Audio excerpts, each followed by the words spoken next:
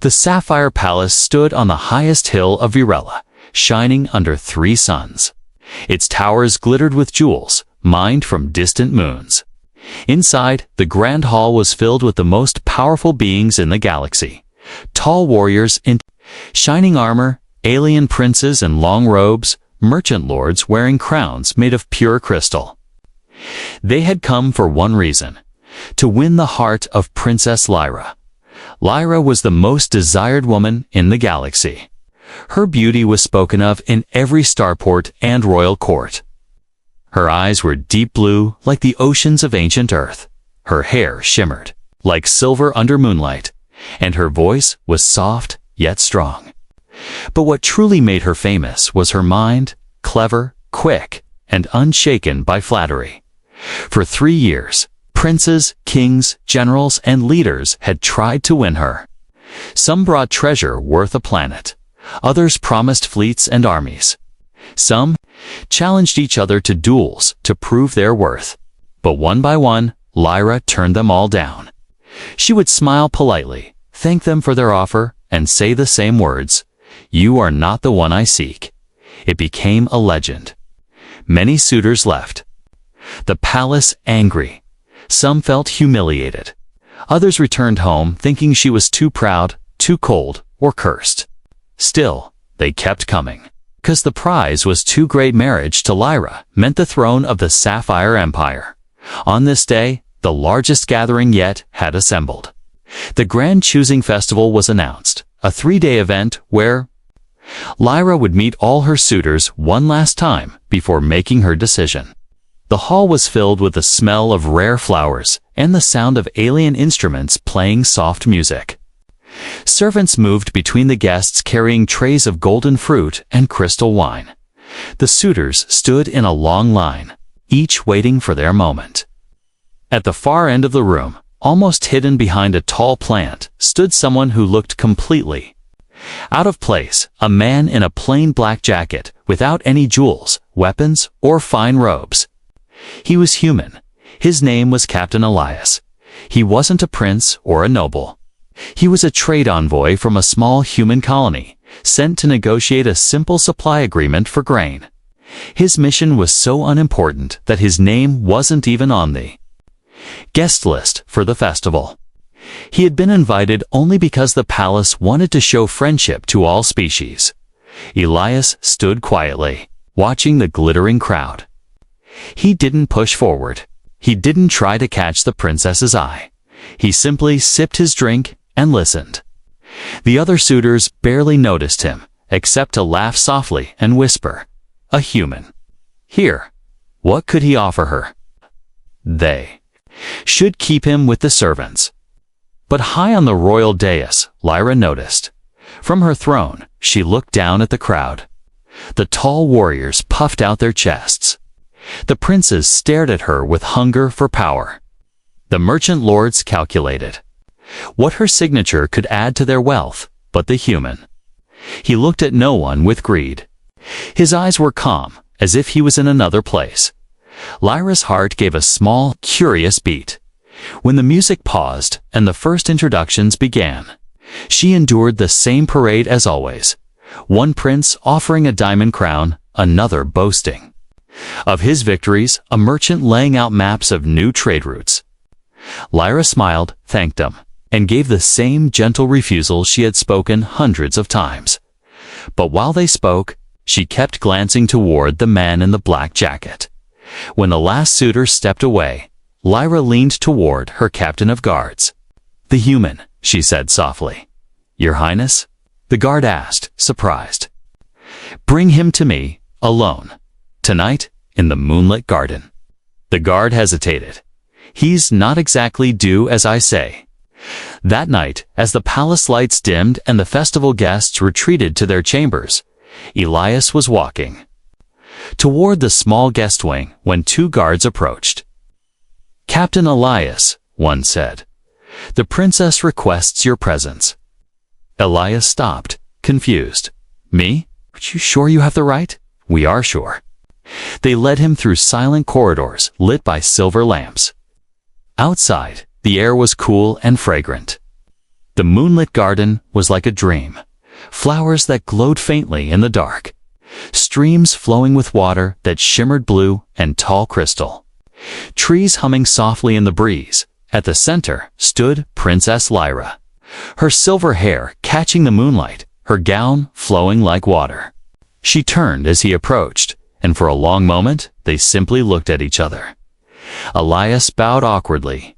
"Your Highness." "I didn't expect." "I know," she said, smiling faintly. "No one expects me to speak to a man who does not seek my throne." He raised an eyebrow. "And how do you know I don't?" "Because you look at me the way one looks at the stars," she said softly. "With wonder, not hunger." Elias had no answer. He simply stood there, the garden quiet around them. Somewhere, hidden behind the trees, two guards exchanged confused glances. They had no idea that tonight, something had begun that would change the history of the Sapphire Empire forever. The next morning, the palace was alive with noise. Servants hurried down long halls, carrying trays of fruit and silver pots of steaming tea. Musicians tuned their instruments in the garden courtyards. The great hall was being prepared for the second day of the choosing festival, where more suitors would try to win Princess Lyra's heart. In the guest quarters, Elias woke to the soft chime of a palace attendant at his door. He had expected to be forgotten by now. His people's trade matters had been handled the day before. A simple agreement for grain exports. His work here was done. He thought he would spend the rest of the festival quietly, far from the center of attention. But as he dressed in his plain black jacket, he noticed something strange. The guards who had escorted him to the princess the previous night were standing outside his room again. "Captain Elias," one said formally, "the princess requests your presence at the midday feast." Elias blinked. "I'm not a suitor." "She knows," the guard replied. "She still wants you there." That answer only made him more uneasy when Elias entered the great hall. The chatter slowed for just a moment before returning, but now he could hear the difference. Other suitors were whispering about him. Some were amused. Others were irritated. The human again. Perhaps she keeps him around for entertainment. It's an insult to the rest of us. Elias ignored them. He had learned long ago that words couldn't cut you if you didn't give them space. He took a seat at the far end of the table, near the servants' entrance, and quietly accepted a plate of roasted grain and vegetables. The rest of the hall glittered with jewels and gold.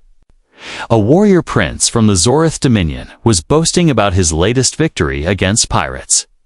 A merchant from the Orion clusters unrolled a silk map, pointing to trade routes he claimed would double the empire's wealth. Lyra listened politely, her expression calm, but every so often, her gaze slid across the hall to where Elias sat. After the meal, Lyra rose from her throne. The hall grew quiet. "I thank you all for your presence," she said, her voice carrying easily to every corner.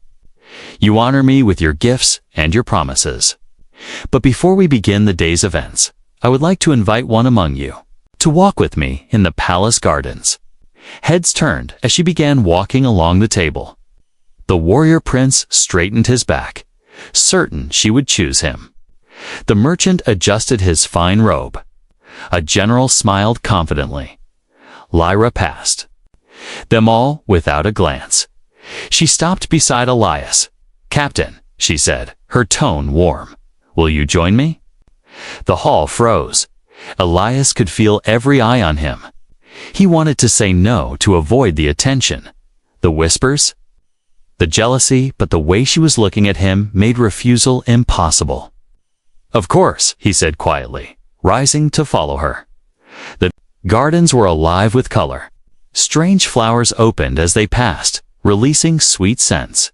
Small crystal birds fluttered between glowing fruit trees. The sound of running water filled the air. They walked in silence for a while. Elias kept his hands clasped behind his back, aware of the faint hum of security drones above them. Finally, Lyra spoke. "Do you know why I asked for you?" He glanced at her, I imagine it wasn't for my political influence. She smiled faintly. No. You don't play games. You don't try to impress me with things you think I want to hear. That makes you different. Or just boring, Elias said lightly. Lyra stopped walking. No, honest. He met her gaze, and for a moment, the formality between them faded. Why me, princess? You have half the galaxy here, ready to kneel at your feet. Her expression grew thoughtful. Because half the galaxy wants my crown. The other half wants my empire's fleets. None of them care about me. You seem to see only a person. Elias didn't know what to say to that. Far above, in the palace's security tower, the chief guard was watching the garden feeds. He didn't like what he saw. Not because Elias was dangerous. Humans were considered harmless in the grand scheme of galactic politics, but because the other suitors would not take this quietly. Already, Zorath warrior had been heard muttering about teaching the human his place. The merchant lord had spoken to his aides in sharp, angry tones. The guard captain made a note. The human must be watched, not for the princess's safety, but for his own. By the time they returned to the hall, the tension was thick. Some suitors looked openly hostile. Others masked their feelings behind polite smiles. Elias took his place again at the far end of the table, pretending not to notice. Lyra returned to her throne. Her mind was elsewhere. She had spent years searching for something she couldn't name. Every suitor had failed the same silent test. They looked at her and saw power. But when she had spoken to Elias in the moonlit garden, she had felt something entirely different. For the first time in years, she was curious. And curiosity, she knew, could change the course of an empire. The third evening of the festival was cooler than the others. The triple suns had set, leaving the palace bathed in the soft silver glow of Aurella's twin moons. The air smelled faintly of night flowers, and the halls were quiet except for the distant sound of music drifting from the feast in the grand dining chamber. But Elias wasn't at the feast. He was in the moonlit garden again. The guards had come for him just as he was finishing his simple dinner in the guest quarters. They said the princess wished to speak to him privately. He didn't argue, but part of him wondered why. Surely she had more important things to do than talk to a human traitor from a distant colony. When he entered the garden, Lyra was already there. She stood beside a crystal fountain, her silver hair catching the moonlight, her gown moving gently in the night breeze. She didn't wear her crown tonight, and without it, she looked less like a queen and more like a woman. "Captain," she said, turning to face him. "I am glad you came." Elise nodded slightly. "You summoned me." "I don't think I had much choice." Her lips curved into a small smile. "True, but you could have found a polite excuse." "Many do when they fear they will be drawn into politics." "I'm not afraid of politics," Elias said. "I just try to stay out of it. Makes life quieter." Lyra tilted her head, studying him. "A quiet life? Is that what you want?" Eli began walking slowly along a stone path, the glow from the flowers lighting their steps. The garden was filled with strange plants, vines with silver leaves, blossoms that opened and closed like breathing lungs, fruit that shimmered with soft light. Elias took a moment before answering. "I grew up in a farming town. We didn't have much, but we had people who looked out for each other. When storms came, we shared food. When the rivers flooded, we rebuilt together. That's what I want. To be able to protect that kind of life." Lyra glanced at him. "You speak as if you've lost it." He gave a small, humorless laugh. "Where I come from, you don't hold on to anything forever. Sooner or later, someone stronger takes it." Her expression softened. "And yet, you don't seem bitter." "I've learned bitterness doesn't feed you," Elias said simply. They reached a tall tree with crystal blue bark. Lyra rested her hand on its trunk. You know, every suitor I have met talks about power. They tell me what they can offer me. They promise armies, riches, planets. But you, she turned to face him. You tell me about storms and farming towns. Elias shrugged. It's what I know. And yet, Lyra continued, you don't. Look at me the way they do. Elias raised an eyebrow. And how do they look at you? She held his gaze, like they're measuring the weight of my crown. You look at me like you're wondering why I'm wearing it. He smiled faintly at that, but said nothing. A moment of quiet passed between them, broken only by the soft sound of water from the fountain. Then Lyra asked something unexpected. Do humans love differently? Elias frowned slightly. I don't know how to answer that. Try, she said. He took a slow breath. Maybe we do. Where I'm from, love isn't just words. It's showing up when it's hard. It's sharing the last piece of bread, standing between someone and the storm, even when it's easier to walk away. Lyra listened without interrupting. There was something in her eyes, curiosity, but also something deeper, like longing. Then tell me this, she said softly. If you love someone, would you give up your home, your work, your entire life for them? Elias met her gaze. If it was real, yes, without hesitation. Neither of them noticed the faint rustle in the hedges. In the shadows, a figure stood watching a Zoroth warrior, one of Lyra's most persistent suitors. His sharp eyes glowed faintly in the moonlight. He had followed them out of the feast, suspicious of why the princess kept calling for the human. His claws tightened. He could already hear the whispers tomorrow if this continued. The princess spends her nights with the human. To him, it was a humiliation, and humiliations were repaid in blood. Lyra and Elias continued walking, unaware. Do you know why I've refused so many? She asked quietly. I can guess, Elias said. Because they don't want you. They want what comes with you. Lyra's voice dropped. And because I want something I can't name. Until now, Elias slowed his steps. Until now, she looked directly into his eyes. You are different. You speak to me like I'm not a prize. And I find that I want to speak to you again. Often. For a moment, Elias didn't know what to say then. He simply nodded. Then you'll have to keep summoning me. Lyra smiled a real smile, not the polite mask she wore for the court. From the shadows, Zoroth warrior turned and stalked away. His jaw was tight, his steps heavy. This human had no idea what danger he was walking into. And the princess. She might be about to start a storm bigger than she could control, as the two moons climbed higher over the sapphire palace. The garden fell into silence again. But something had shifted. Lyra was no longer simply curious about the human. She was certain now something in him mattered. And Elias. He had no idea that a single conversation under the moonlight had already changed his place in the galaxy. By the time the sun rose over the sapphire palace the next morning, rumors had already spread like wildfire through every corridor. Servants whispered in the kitchens. Guards traded quiet remarks in the watchtowers. Courtiers exchanged sharp glances in the hallways. The princess was seen again with the human. She spoke to him alone, under the moons.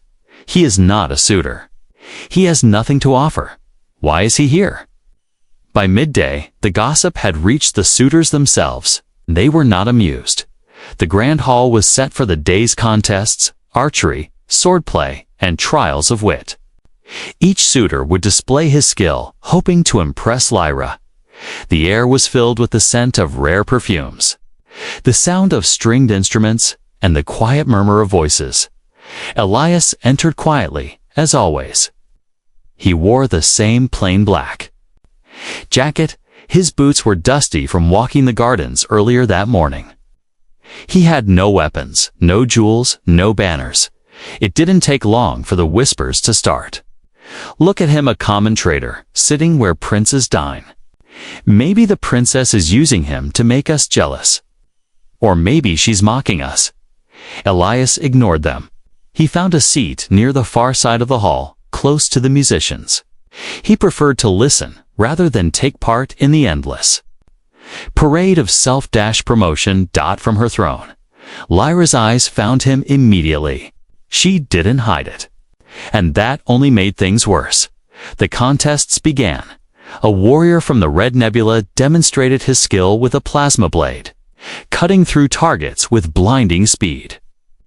The crowd clapped politely. A merchant lord presented a puzzle sphere made of living crystal, a rare gift from the ice worlds. Lyra examined it, thanked him, and placed it aside. A prince from the Zorath Dominion, tall and broad-shouldered, performed a display of strength, lifting weights forged from meteorite metal. When he finished, he looked directly at Elias and smirked. Perhaps the human would like to try. The prince said loudly. The hall erupted in laughter. Several suitors slapped the table, enjoying the mockery. Elias raised an eyebrow, but didn't move. I'll pass. My job doesn't usually require lifting furniture for show. A few people chuckled quietly at his calm response, but most of the room took it as arrogance. When the contests ended, the suitors gathered near the banquet tables. Lyra rose from her throne and began walking through the crowd, speaking to each one briefly, but she didn't linger with any of them. Instead, she crossed the hall and stopped in front of Elias.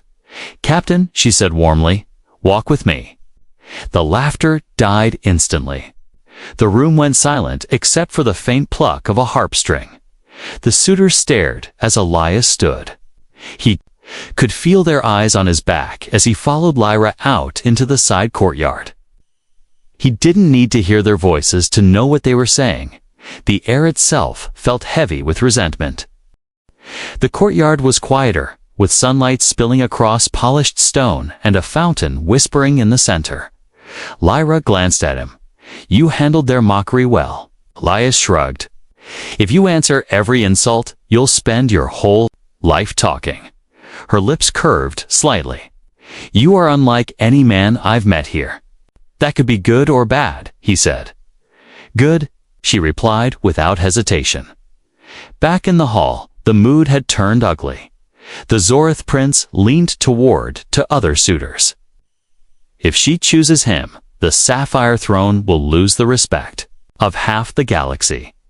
This cannot be allowed. The merchant lord nodded slowly. Perhaps the human should meet with an unfortunate accident. Their low voices were full of calculation. The idea of a human winning the heart of the most desired princess in the galaxy was, to them, an insult too great to ignore. In the courtyard, Elias noticed the shift in Lyra's tone. She spoke more freely now, her words softer, her expression less guarded. "Do you know," she said, "that I have been tested since I was a child? My tutors, my advisors, my counsel, all of them taught me to read people's desires. Most wear them like armor. You? I cannot read so easily." "That's because I don't want anything from you," Elias said. "Not your throne, not your fleets, not your crown." Lyra's gaze held his. "Then what would you take if I offered?" He thought for a moment. "Time to speak with you again, without the court. Without all of this noise." A small, genuine smile touched her lips. That might be possible. They walked for a while longer before returning to the hall. When they entered, all conversation stopped again. Lyra returned to her throne. Elias took his seat, aware of the eyes that followed him. Some were simply curious. Others burned with open hostility. He didn't know it yet, but before the day ended, that hostility would turn into something far more dangerous, because in a palace full of powerful suitors, jealousy was not just a feeling, it was a weapon. The morning after the contests, the palace was quieter than usual. The grand hall was being cleaned, the banners from the previous day's events taken down. but in the stables at the far end of the palace grounds. A different kind of preparation was taking place. Lyra stood beside the largest stable gate, dressed in a simple riding outfit instead of her royal gown. Her hair was tied back, and there was no crown on her head. 2 guards waited nearby, clearly uneasy. "Are you certain about this, princess?" one of them asked. "I am," Lyra said calmly. "Bring the human." Elias arrived a few minutes later, escorted by a single guard. He looked around at the strange, glowing structure. The stables were unlike anything he'd seen, carved from crystal stone, with walls that pulsed faintly like living tissue. The air was thick with a musky electric scent. Lyra stepped forward. "Captain Elias, today I want to see something." Elias tilted his head. "And what's that?" "If you can face one of our sky beasts," she said. "No outsider has ever been allowed to touch them. They do not take kindly to strangers." Elias glanced at the massive gate. "And if it doesn't like me?" Lyra's lips curved faintly. "Then I'll know you're like the others. All words, no truth." With a wave of her hand, the gate creaked open. Inside, the air seemed to vibrate with a deep hum. A huge shape moved in the shadows, wings folding, claws scraping the ground. The creature stepped into the light, and Elias's breath caught. It was the size of a small shuttle, its body covered in iridescent scales that shifted colors in the sunlight. Its wings were thin and strong, like sheets of glass edged with lightning. Its eyes, a deep gold, locked onto Elias instantly. The guards tensed. One of them reached for the tranquilizer staff. Lyra raised her hand to stop him. "Go on," she said softly to Elias. Elias stepped forward slowly, keeping his movements calm. The sky beast lowered its head slightly, nostrils flaring as it caught his scent. He spoke in a low, steady voice, not in the royal language, not in any galactic trade tongue, but in the simple words of his home. "Easy there. I'm not here to hurt you." The beast tilted its head, watching him. Elias took another slow step, his hands open and empty. Behind him, the guards exchanged nervous glances. One whispered, "It's going to strike." "But it." DIDN single quotes. Elias stopped just an arm's length away. He lifted his hand and let it hover near the beast's neck. The creature blinked, then, to everyone's shock, lowered its head into his palm. Lyra's eyes widened slightly. Even she hadn't expected that. The beast let out a low, rumbling sound, almost like a purr. Elias gently ran his hand along the side of its neck, feeling the strange warmth of its scales. "I had a work animal once," he said quietly to Lyra, without looking away from the beast. "Strong as a storm, but gentle if you treated it right. This one has the same eyes." Lyra stepped closer, studying him as much as the beast. "They trust only those who mean no harm. You've passed the test." Elias glanced at her. "Test?" Her voice was calm but firm. "I needed to see if your words were true. Now I know they are." The moment was interrupted by the sharp sound of boots on stone. A Zorith warrior, the same prince who had mocked Elias during the contests, strode into the stable. His eyes narrowed at the sight before him. "So it's true," he said coldly. "The human plays with the princess's pets." Lyra's expression hardened. "This is no pet, Prince Rocker. And Captain Elias is here at my invitation." Rocker's gaze slid to Elias, full of contempt. "You are nothing. A human traitor. Do you think touching a beast makes you worthy?" Of her, Elias met his stare evenly. "I'm not here to prove anything to you." Rocker's jaw tightened, but he said nothing more. He turned on his heel and left, his boots striking hard against the stone floor. When the beast finally stepped back into its stall, Elias looked at Lyra. Your friends aren't going to like me much after this." Lyra gave a small smile. They already didn't. But now, they will fear you a little, even if they don't understand why. Elias shook his head. "I'm not here to be feared." "No," Lyra agreed. "And that is exactly why I trust you more than them." Outside the stable, the air was crisp and clear. But Elias could feel the weight of what had just happened. This was no small gesture. Lyra had given him access to something sacred to her people. Something no outsider had touched in generations. As they walked back toward the palace, Elias caught her glancing at him once or twice, her expression unreadable. She had tested him, and he had passed. But in doing so, she had also made a choice that would soon shake the palace to its core. Because in the shadows, Prince Rocker was already making plans. And in the grand hall, the other suitors were gathering their own whispers into a storm. The third and final day of the choosing festival dawned bright and cloudless.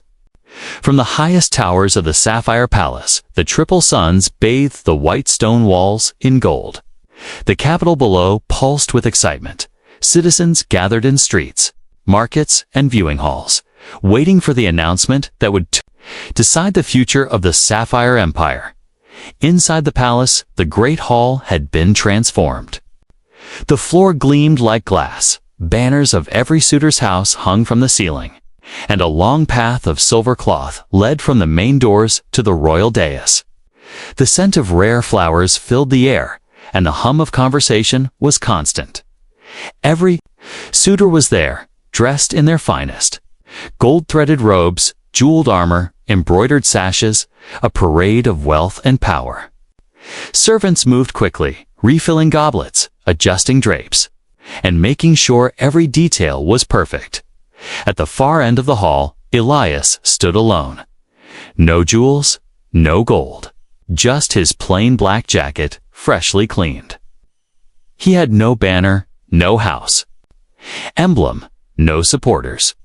The guards near the wall watched him closely, though their faces gave nothing away. When the great bronze gong sounded, the room fell silent. Princess Lyra appeared at the top of the dais stairs, wearing a gown the color of deep ocean water. Her silver hair was braided with thin strands of crystal, catching the light with every step. She wore no crown, only a simple pendant, shaped like the emblem of her people. She stopped halfway down the stairs and looked across the hall. "For 3 days," she said, her voice steady and clear, "you have shown me your strength, your wealth, your skill, and your promises. I am honored by your presence. I have heard your words. I have considered your offers. And now I will choose." The suitors straightened. Some glanced at one another with smug confidence. A few smiled, certain they knew the outcome. Lyra began walking slowly along the silver path. She stopped briefly before each suitor, looking into their eyes. She thanked the Red Nebula warrior for his skill. She acknowledged the Orion merchant for his generous gifts. She even nodded politely to Prince Rocker, though his jaw was tight with impatience. But she did not place her hand on any of them. When she reached the end of the line, the room held its breath. Everyone expected her to turn back and make a grand announcement from the center. Instead, she kept walking. Past the banners, past the jeweled armor, past the proud smiles, and straight toward Elias. A ripple went through the crowd. Murmurs rose, like waves. Lyra stopped in front of him, her eyes never leaving his. "Captain Elias," she said softly but loud enough for all to hear, "you have not fought for me. You have not tried to win me with treasures. You have not spoken to me of crowns or fleets. You have spoken to me of storms, of home, of the quiet strength it takes to protect what matters.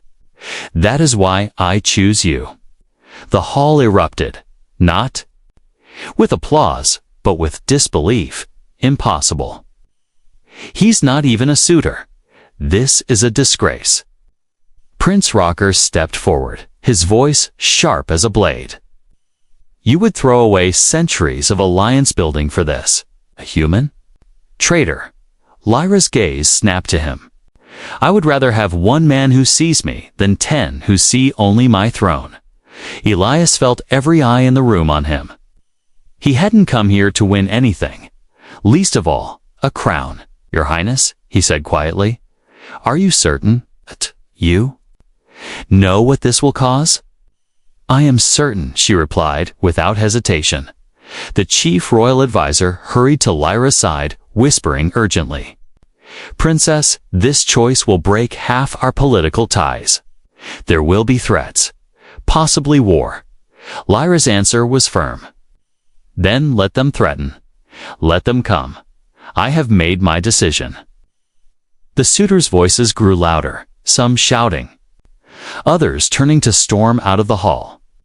A few stayed, their faces a mix of shock and curiosity, wondering how a human had succeeded where they had failed.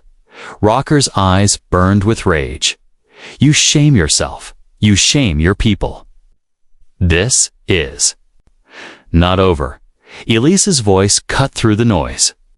If you have a problem, Prince, take it up with me, but leave her out of your anger. The hall went completely still. Lyra stepped closer to Elias and took his hand, a gesture so simple, yet so final. The guards shifted, unsure whether to step in or stand down. This is my choice, Lyra declared, and it will be the last word spoken on the matter. She turned and began walking back toward the dais, still holding Elias's hand. The murmurs followed them like shadows. But she didn't slow her steps by the time they reached the top. Elias could see the crowd below, some glaring, some whispering. A few smiling faintly, as if they admired the defiance. He leaned toward her. You just made a lot of enemies for both of us. Lyra's lips curved in the smallest of smiles. Good, it will make the story more interesting. Far at the edge of the hall, Rocker was already speaking quietly to 2 other suitors. Their faces were grim, their voices low. This was not the end.